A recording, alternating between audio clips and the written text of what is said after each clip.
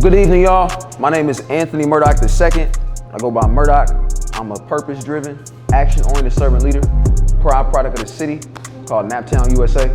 It's called Naptown, not because we sleep, because the world is asleep on us.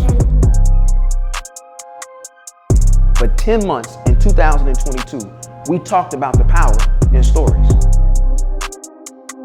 And the prompt says, think about the baggage you carry consciously, and then it asks, why do you keep it? In our group, we had definitely some parental baggage from absent parents or just not knowing parents, things of that nature. Somebody goes on a trip and they carry baggage. A lot of times people overpack and carry things that they think that they need, but they don't really need. Knowledge is extremely powerful, but the execution of the knowledge we have is even more powerful.